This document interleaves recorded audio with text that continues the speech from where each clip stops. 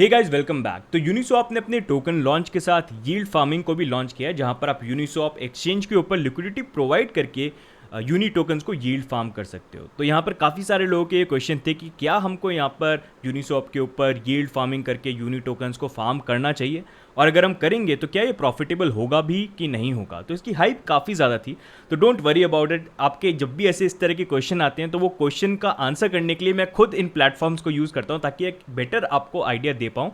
तो यहाँ पर इस वीडियो के अंदर मैं आपसे शेयर करूँगा कि यूनिस्वैप के ऊपर आप लिक्विडिटी प्रोवाइड करके यूनी टोकन्स को माइन कैसे कर सकते हैं, साथ में यहाँ पर यूनी टोकन्स को माइन करना प्रॉफिटेबल है या नहीं है। तो अगर आप चैनल के ऊपर आए हो और आपको इस तरह का कंटेंट अच्छा लगता है तो प्लीज़ सबसे पहले वीडियो को कर दो लाइक, चैनल को कर दो सब्सक्राइब, और नोटिफिकेशन बेल जो है उसको भी ऑन कर दो, because that is the only thing that keeps us motivated. तो सबसे पहले जिन लोगों को पता नहीं है कि यूनिस्वैप है क्या, तो यूनिस्वैप एक डिसेंट्रलाइज एक्सचेंज है। जैसे फॉर एग्जांपल सेंट्रलाइज एक्सचेंजेस का एग्जांपल हो गया बाइनेंस, कूकॉइन, बिटरेक्स। ये एक्सचेंजेस जहां पर आप क्रिप्टो करेंसी को बाय या सेल करते हो।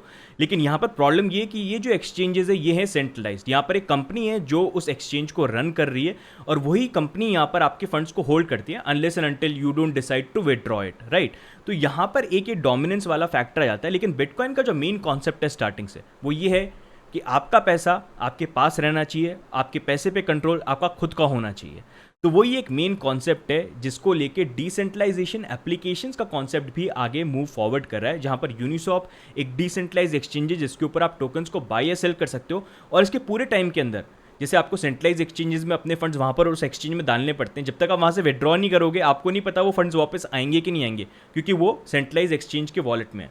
लेकिन डिसेंट्रलाइज एक्सचेंज के अंदर आपका पैसा पूरे टाइम आपके कंट्रोल में होता है। आप अगर कुछ बाय करोगे, सेल करोगे, आप लाइव उस टाइम पे करोगे। आपके जैसे आप वॉलेट में से पैसे निकाल के किसी को देते हो उसी तरह से वो काम करेगा।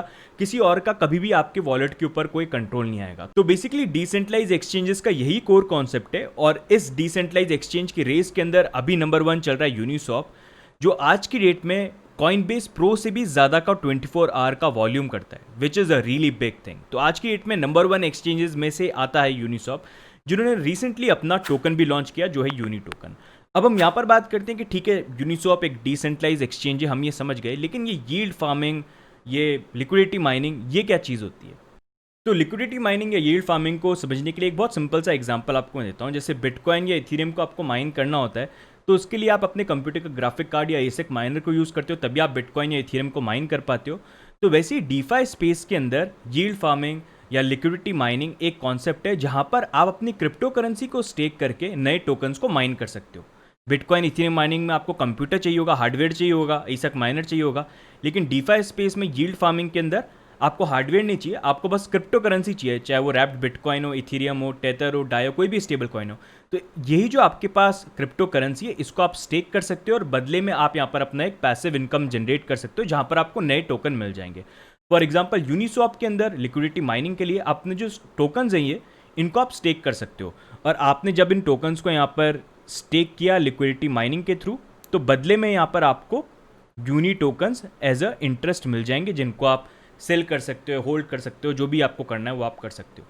तो ये बेसिक एक कॉन्सेप्ट है यील्ड फार्मिंग के अंदर, जहाँ पर जो बिटकॉइन या फिर इथेरियम की कंप्यूटर के थ्रू जो माइनिंग होती थी, वो वाला कॉन्सेप्ट अब डीफाई स्पेस में क्रिप्टो करेंसी स्टेकिंग के थ्रू चल रहा है। तो ये आसान शब्दों में यहाँ पर ये यील्ड फार्मिंग या लिक्विडिटी माइनिंग हो गया।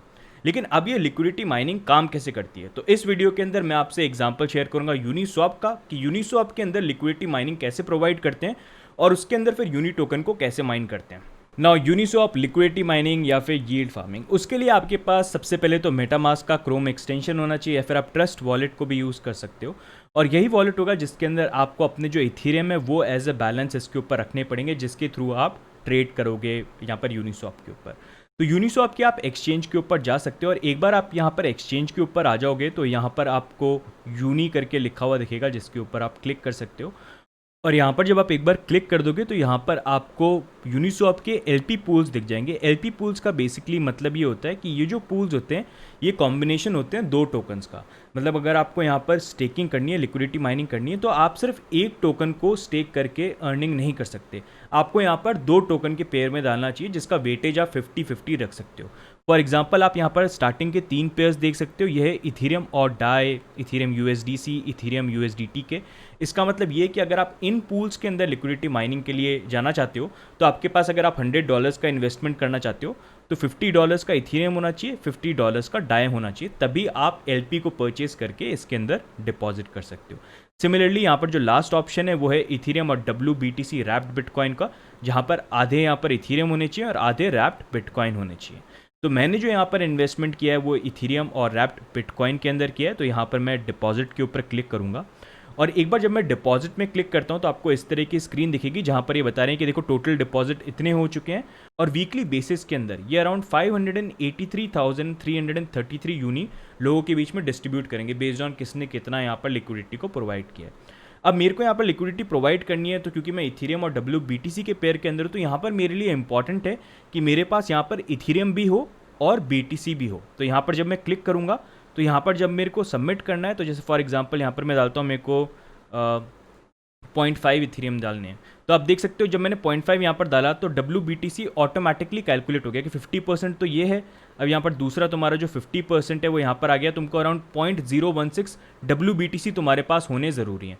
जब ये दोनों के दोनों होंगे तो तुम उसके थ्रू यहाँ पर ये जो LP टोकन है इसको बाय कर सकते हो, जिस LP टोकन को तुम आगे डिपॉजिट कर सकते हो यूनी टोकन को लिक्विडिटी माइन करने के लिए। तो ये दोनों टोकन्स यहाँ पर होने चाहिए। तो ये वाला ट्रांजैक्शन तो मैं ऑलरेडी कर चुका हूँ, लेकिन एक बार आप अगर इसके ऊपर क्लिक करते हैं तो उसके बाद आपके पास मेटामास्क में नोटिफिकेशन आएंगे यहाँ पर ट्रांजैक्शन को अप्रूव करने के लिए, गैस फी के लिए, जिसको आप अप्रूव कर सकते हैं। एक बार जब वो हो जाएगा तो आपका यहाँ पर ये जो LP टोकन है वो यहाँ पर परचेज हो जाएगा और ये ट्रांजैक्शन कंप्लीट हो जाएगा। एक बार जब ये LP टोकन परचेज करने का ट्रांजैक्शन पूरा हो जाएगा, आपको फिर से यहाँ पर यूनी पे क्लिक करना है और आप यहाँ पर वापस पूल पेज पे आने के बाद आपको ये इथीरियम WBTC का जो है इसके ऊपर आप क्लिक करोगे।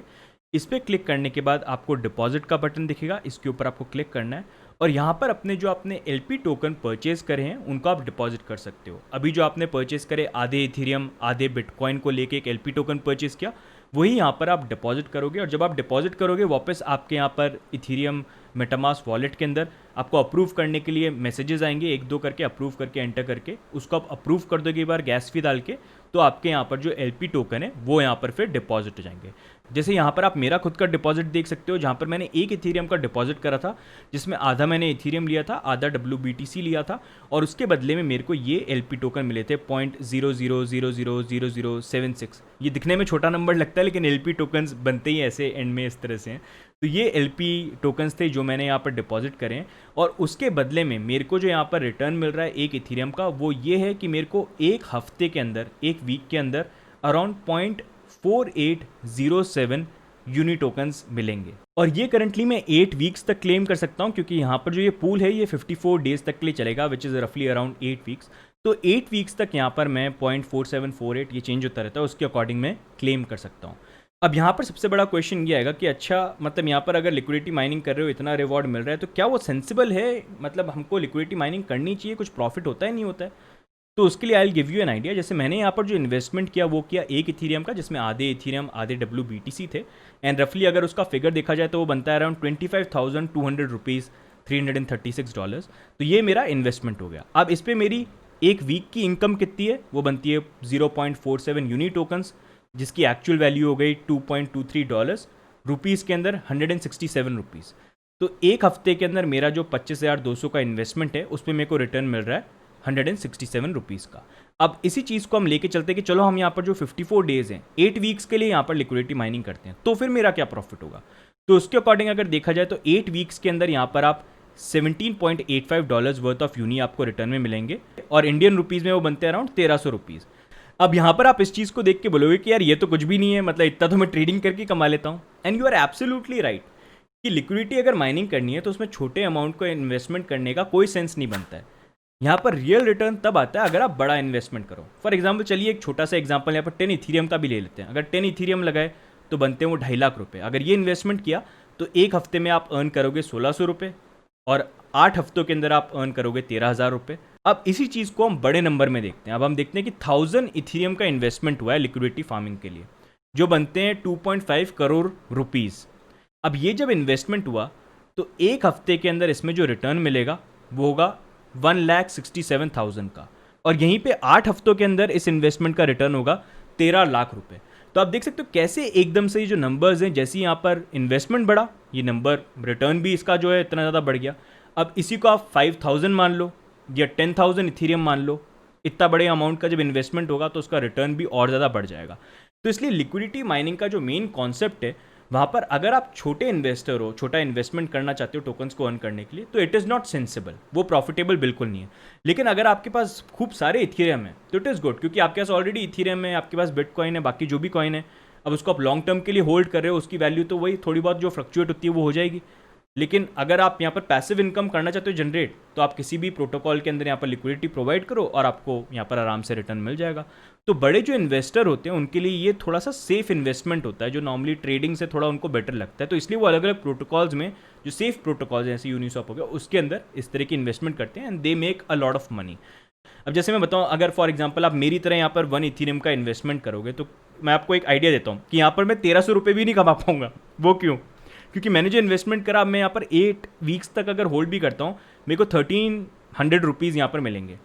लेकिन जब मैंने इनिशियली यहाँ पर जो मेरा LP डिपॉजिट करा, WBTC को डिपॉजिट करा, उसमें जो मेरी इथीरियम की गैस फी लगी, क्योंकि इथीरियम में कंजेशन बहुत ज़्यादा है, गैस फी पे करनी पड़ती है, वो ओवरऑल पड़ गई थी $30 की, $30 to $40 थी वो, 30 मान लेते हैं, उसके अकॉर्डिंग वो बन जाती है 2250 रुपीज़। तो इतना तो मेरा इनिशियली वैसे ही इन्वेस्टमेंट हो गया गैस फी के अंदर। अब जब 8 वीक्स बाद मेरे को ये 1300 रुपये मिलेंगे, तो इसको भी कैश आउट करने के लिए मेरे को अलग से गैस फी पे करनी पड़ेगी, 2-3 ट्रांजेक्शन होंगे, वहाँ पर भी मेरा $30-40 अलग से और लग जाएगा। तो उससे आपको खुद आइडिया मिल जाएगा कि जब मैं छोटा ट्रांजेक्शन यहाँ पर कर रहा हूँ तो it is not profitable at all. अगर मैंने चलो 10 इथीरियम का फिर भी करा होता तो थोड़ा मैं यहाँ पर, ठीक है, गैस फी का इतना फर्क नहीं पड़ता, थोड़ा कुछ ना कुछ तो प्रॉफिट यहाँ पर हो ही जाता। लेकिन छोटे अमाउंट में तो it does not make any sense. तो आई होप इस वीडियो को देख के आपको एक बेसिक अंडरस्टैंडिंग मिल गई हो कि यूनिस्वैप एक्सचेंज क्या है, जो काफ़ी लोग पूछ रहे थे, लिक्विडिटी माइनिंग, यील्ड फार्मिंग क्या होता है और किस तरह से उसको करा जाता है, और क्या यहाँ पर ये छोटे इन्वेस्टर्स के लिए यील्ड फार्मिंग, लिक्विडिटी फार्मिंग ये सेंसिबल है या नहीं है। आई होप इस सब का आपको एक आइडिया मिल गया हो। बाकी yield farming and liquidity mining is not bad. जैसे अगर आप किसी ऐसे प्रोटोकॉल के अंदर फार्मिंग करो जो नया है और इतने लोग उसके अंदर इन्वेस्टेड नहीं है, तो वहाँ पर आप फिर भी प्रॉफिट कमा सकते हो। लेकिन ऐसे जो प्रोजेक्ट्स आते हैं उनमें रिस्क बहुत ज़्यादा होता है, क्योंकि उनके जो स्मार्ट कॉन्ट्रैक्ट्स होते हैं वो भी ऑडिट नहीं होते हैं, और वहाँ पर बहुत ज़्यादा चांस ये होता है कि आपने जो इन्वेस्टमेंट करा है वो चोरी भी हो सकता है, क्योंकि आधे से ज़्यादा जो ऐसे प्रोजेक्ट्स हैं वो स्कैम है और ऐसे केसेस हो भी चुके हैं। लेकिन ऐसे जो रिलायबल प्रोजेक्ट्स हैं, जैसे यूनिस्वैप है, इतना वेल नोन है, तो एवरीबडी नोज अबाउट इट, तो वहाँ पर छोटे इन्वेस्टमेंट से you won't be able to make profit, क्योंकि यहाँ पर बड़े इन्वेस्टर जो होंगे वो यहाँ पर इन्वेस्टमेंट करके अच्छा रिटर्न ले जाएंगे, आप यहाँ पर गैस फी के बीच में पड़े रह जाओगे। तो ये बेसिक डिफरेंस है। आई होप इस वीडियो को देखने के बाद अब आपके जो पूरे क्वेश्चंस हैं ये सारे के सारे क्लियर हो गए हैं। तो अगर आपको ये वीडियो अच्छा लगा गाइज और कुछ नया सीखने को मिला है, तो do like this video and do subscribe and turn that notification bell on. बाकी जल्दी मिलते हैं नेक्स्ट वीडियो में, तब तक के लिए goodbye and take care.